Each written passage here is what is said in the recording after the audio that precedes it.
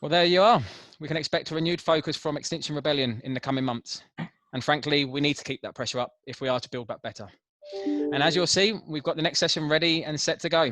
We have Terry Slavin rejoining us and to talk to tackling plastic waste. And we have Audrey Choi, the CMO and CSO of Morgan Stanley, to provide the investor perspective on such a interesting and, as we've seen today, a topical discussion. So Terry, over to you. Thank you, Liam, and welcome, Audrey. As Liam alluded to, if you're a late joiner, earlier today I spoke to Andrew Morley of the Ellen MacArthur Foundation about the impact of COVID-19 on the global drive against single-use plastics, and it's an issue we cover in this month's magazine, which is just out. So now it's great to have some time to talk to you, Audrey, to get an investor perspective. So you're from Morgan Stanley, and last year you became the first financial institution to commit to tackle plastic waste. So can you tell me about what this commitment is and how it came about? Sure. Thanks so much, Terry. It's great to be with you today. So last year in April, we actually announced the Morgan Stanley Plastic Waste Resolution. And through this was a significant firm-wide commitment where we pledged to facilitate the prevention, reduction, or removal of 50 million tons of plastic waste from rivers, oceans, and landfills by 2030. And as you said, initially it may seem like not the most intuitive thing for a financial services firm to do, right? Because we're not a big producer of plastic, we're not a major industrial user of plastic, other than, as all of us are in kind of our everyday comings and goings. And the reason that we focused on this is that we actually felt it was a very natural outgrowth of what at Morgan Stanley has been actually an 11-year commitment to sustainable investing. So it was actually back in 2009 that we first formed Morgan Stanley Global Sustainable Finance Group that was really focusing on how do we leverage the speed, the scale, the efficiency, and frankly also the discipline of investors and the capital markets to contribute to catalyzing sustainability issues, whether that be environmental protection or strengthening communities. And over the course of the last 10, 11 years, and again, 10 years ago when we started this, it wasn't quite the huge phenomenon that we see today, but we've been really excited to be part of that growth and really helping investors see how their investment decisions could actually align with environmental issues and social issues. So last year, when we were, on the brink of announcing this commitment, it came because we had said, look, we've got a track record of about 10 years of looking at environmental issues, social issues, and seeing where there's really a kind of harmonic convergence with sustainability issues and financial return and financial opportunity.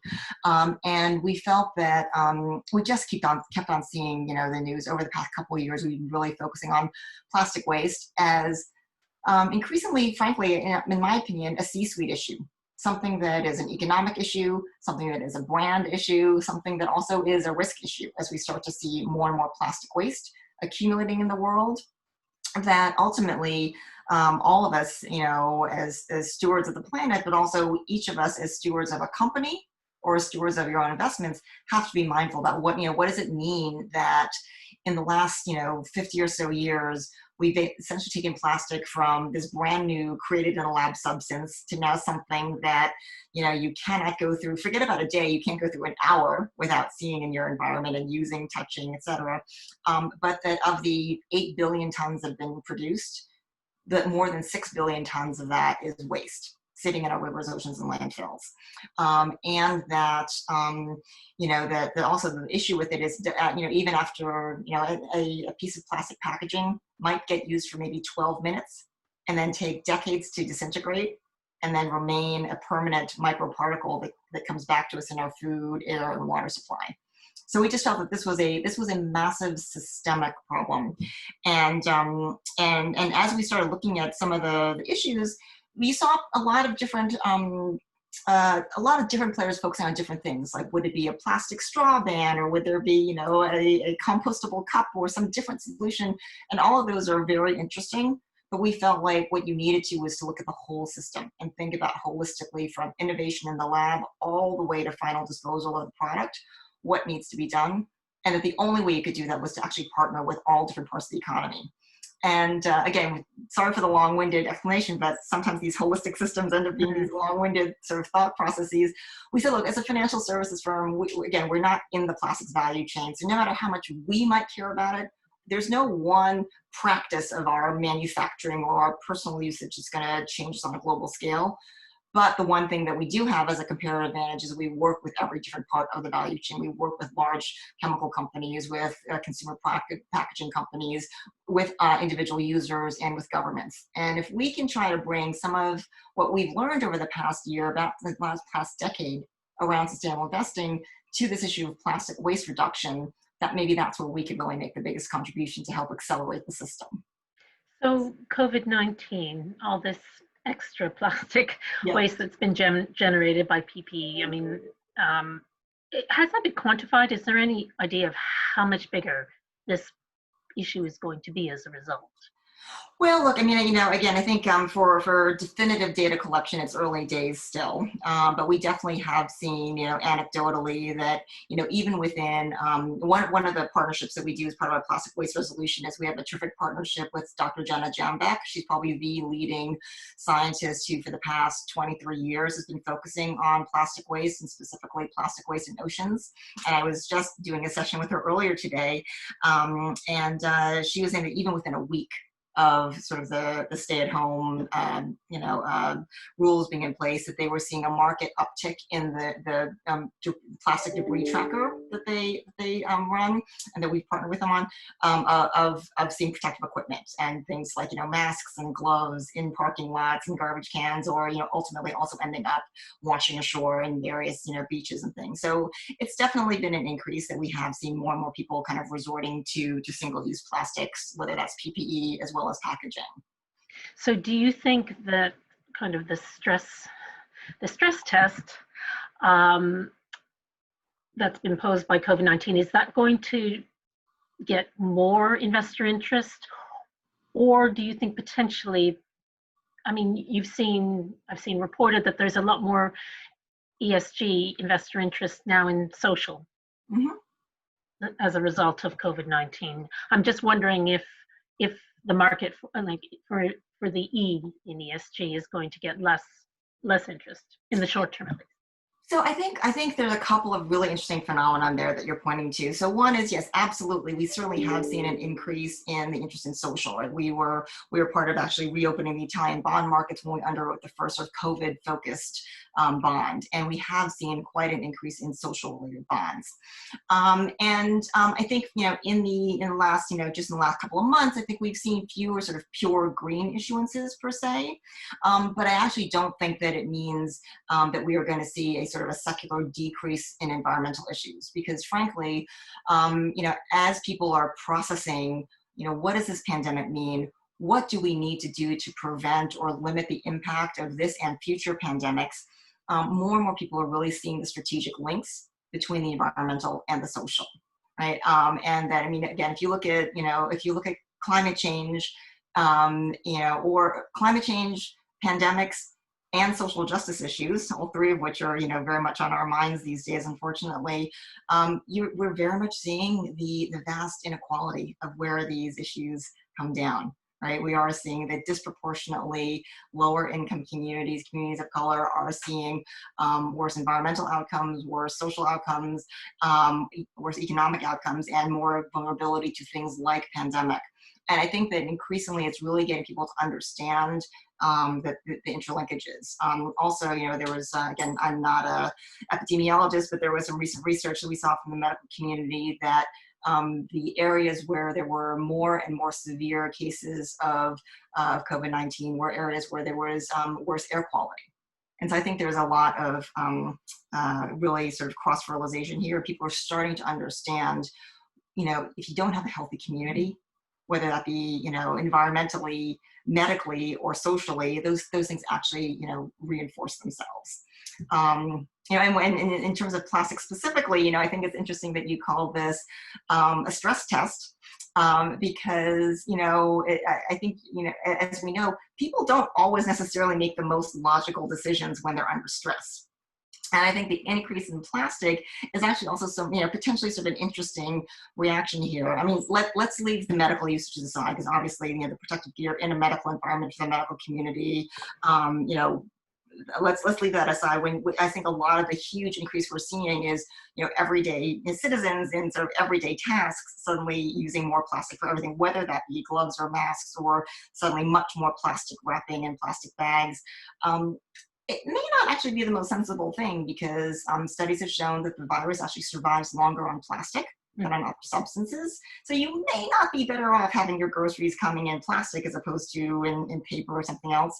You actually also may not necessarily be better off getting your groceries in a plastic single-use bag that the sales associate is touching and then handing to you.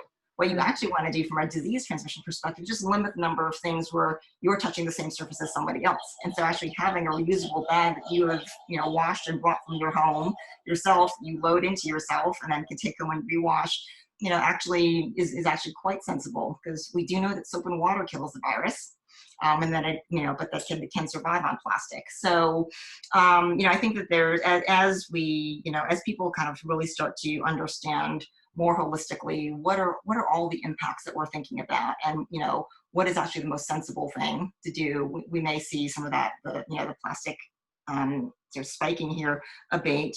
And medium and longer term, I think, again, we're still very committed to the plastic waste resolution and its goals, because, again, we're not against plastic. We think that, plastic, the beneficial qualities of plastic, its versatility, its affordability, its ubiquity, are wonderful qualities. But that innovation may enable us to find ways to do that without some of the more challenging legacy of plastic waste. And so I think this is a call for innovation as well. So you were the lead underwriter for PepsiCo's $1 billion green bond. So how much is that contributing to your goals?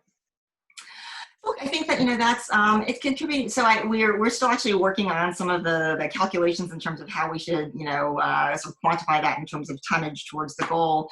I think for us the more significant point of it was really sort of since that was the first time that a large corporate issuer had actually said this bond, the proceeds are specifically going towards our investments in plastic waste, that it really helps kind of set this model that you can as a corporate leader, like in this case Pepsi, really declare that you're focused on this issue, and really help investors understand that if they participate in this bond, they're directly helping fund that commitment you have towards that plastic waste reduction.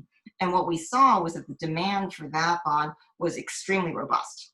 And so it ended up actually not only being, potentially a good sort of communications brand building exercise for Pepsi, but from a financial perspective also, it was a highly efficient way to raise money for Pepsi, rather than just going out and saying, on the one hand, Pepsi is raising funds. On the other hand, separately, we're going to commit to a whole bunch of things, including sustainability.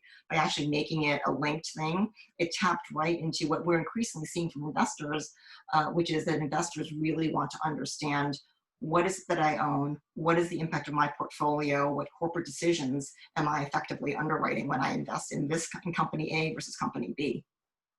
But I'm just wondering, with the real decrease in the cost of virgin plastic and goal, Pepsi's got this goal to reduce virgin plastic content by 35% across its beverage portfolio. Isn't that going to be made much harder with how uncompetitive the alternatives to virgin plastic are? Well, so look, I think that there's, it's the whole notion about sort of the relative cost of virgin plastic to recycled plastic is a really interesting one. On the one hand, you can say, as many of the analysts have said, that you probably need oil to be somewhere in the $65 a barrel or so for virgin plastic to be, for recycled plastic to be cost competitive with virgin plastic. The thing about that is, though, for any of anyone who's sort of studied economic philosophy at any point in their lives, it's a classic case of the tragedy of the commons, where that is only a sufficient analysis if you say the only thing that matters is the cost of the input, to this formula, and that if you're not looking at the fact that we're throwing away every year $100 billion or more of economic value into waste bins in the ocean by disposing of single-use plastic packaging as opposing to recovering that value. If you don't think about the fact that there are, we do have limited resources, and you don't think about any of the other environmental, and other ramifications. The other thing that I think that it ignores is innovation. Right, the only reason that that is currently the case that virgin plastic is quote cheaper on a on that sort of narrow basis than recycled plastic is because of the state of where we are with recycling technologies and collection technologies today. Right, we all know that it doesn't matter what industry is, as you drive volume up, you drive the cost curve down. So as if we get to better, more ubiquitous recycling that can be operated more efficiently, you could start seeing the cost curve of recycled plastics coming down, as well as the innovation of new alternatives. So, I think that rather than looking at it as a sort of static, A versus B comparison, it's much more dynamic than that. And I suppose there's also, if you look at it in the sense of, in Europe, I think the price of recycled PET is now higher than virgin PET. So actually that may create more of a market for recycled PET, wouldn't it? Right. I think, as with all things, it's, all of these things are very, they are complex systems, right? Policy does matter, right? Policy matters, consumer behavior matters. The recycling rates in Europe are substantially higher than in the United States. And that's, that's a combination of policy and, imperatives around recycling, around sort of, social acceptance and the kind of the community's desire to be more sustainable and to have a stronger recycling regime. And so you really do have to think about these things, all together. Policy matters, individual decision matters, and corporate decisions matter. When there are more great consumer choices of things that are in either recyclable or reusable or other kinds of packaging that gives the consumer more choices that can be equally convenient and attractive, you can start to really, see different market dynamics as well. And so what do you think needs to happen in the US on the policy front too?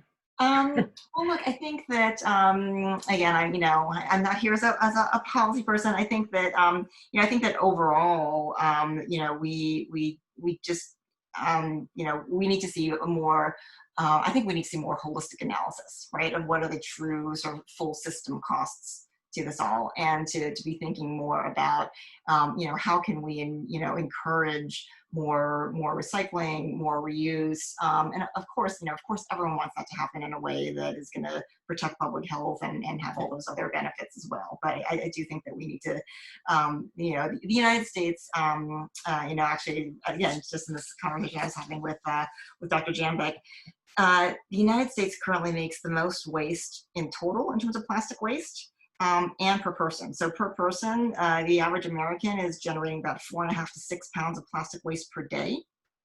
If you compare that, to a sort of a small village in India where there might be 200 grams of waste generated per day.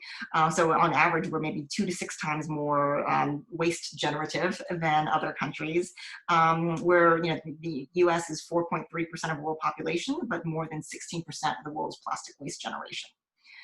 So I think there's clearly a lot of, a lot of room for improvements, both on either on a policy front or on a personal, a personal decision basis. Do you know if there's been any improvement in the last year or so when this agenda has kind of cut through to consumers? It seems to have cut through to consumers. We've certainly seen it in terms of consumer interest and focus, and we've seen, and we've seen it in our own polls. When we've seen. So I don't have the definitive, global macro stats for you to be able to say whether we've seen the needle substantially move just in the last year within the U.S. But for example, at the Institute for Sustainable Investing at Morgan Stanley, we poll investors, and this past time when we polled investors, the issues that they cared most about were actually climate change and plastic waste. And so we're seeing that it really has broken through And, I think people are starting to realize more and more sort of, the sort of the multiplier effects or the butterfly effects of all those individual decisions they make. And while your personal choice of, of a reusable water bottle one day may not change the world on its own, as you have that really sort of grow in scale, not only for the volume that one bottle itself represents, but because of the signaling that gives to other providers about, what clients and what consumers will pay for, it starts to be more significant. And also just the education, like that, frankly, you're helping do here. I mean, in the space of the time that we will have been on this conversation, there will be 30 million single-use bottles that will have been purchased around the world. And many of those will end up in the ocean. So, as we sit here on World Oceans Day, it's wonderful to be having this conversation just to kind of raise people's focus on it. We're getting questions in, and we don't have that much longer left. Got one. If a company is struggling to tackle plastic waste and other environmental issues in light of the impact of COVID-19, how can they best engage investors? So, I think that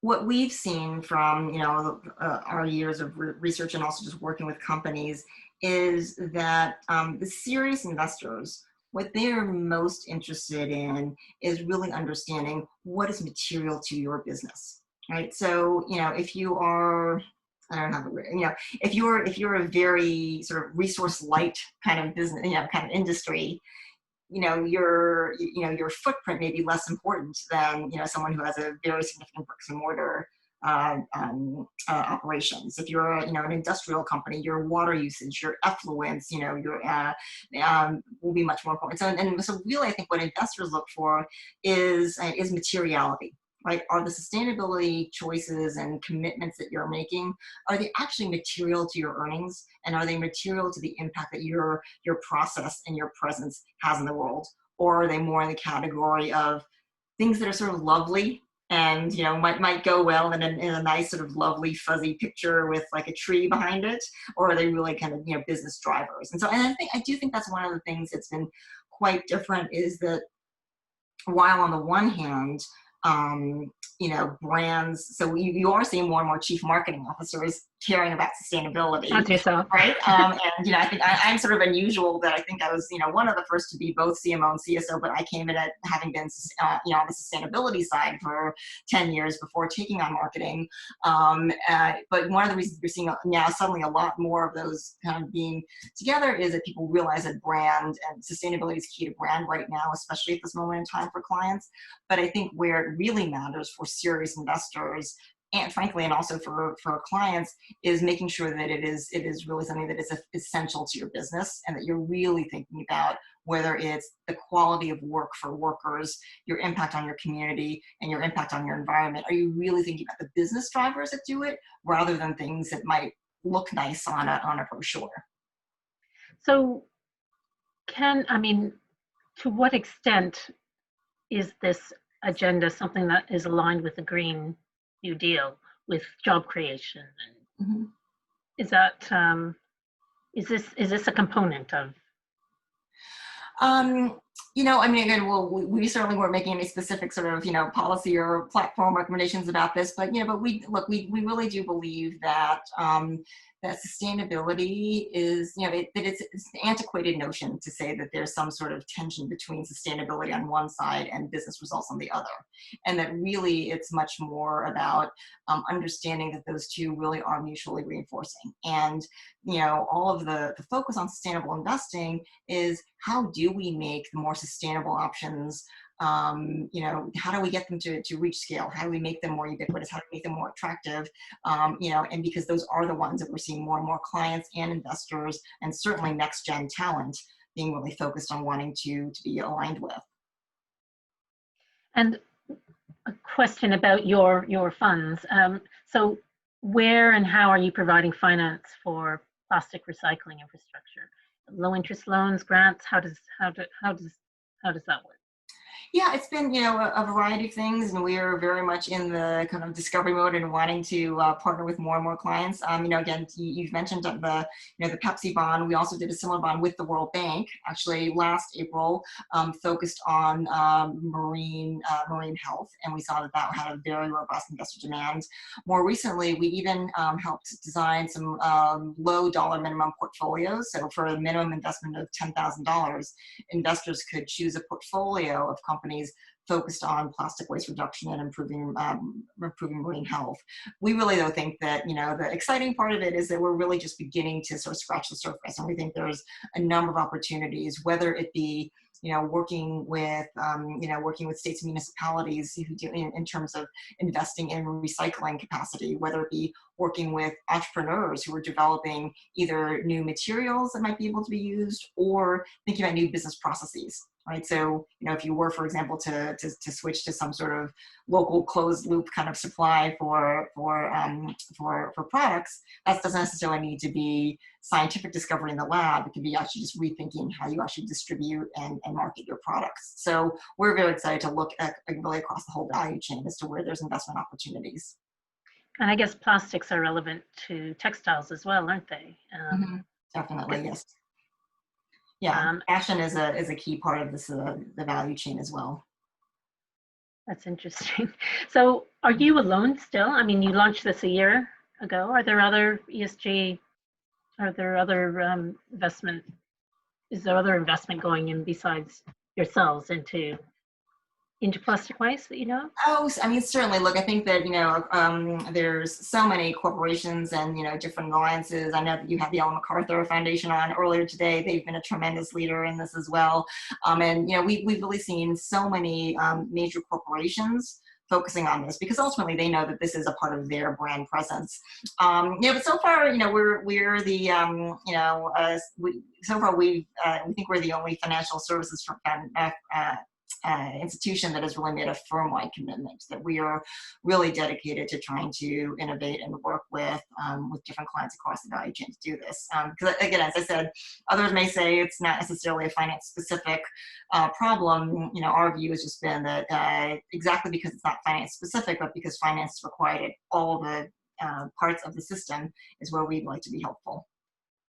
And maybe just looking at your ESG funds more generally, and how have they fared as a result of COVID-19? How have they stood up against other, Yeah, what's really interesting is that, obviously is the performance there has been one of the things that we've always been looking at. And I think in the early years, maybe 10 years ago was one of the biggest obstacles to it. What we saw, I'll just give you two quick data snapshots because I know we're running close on time.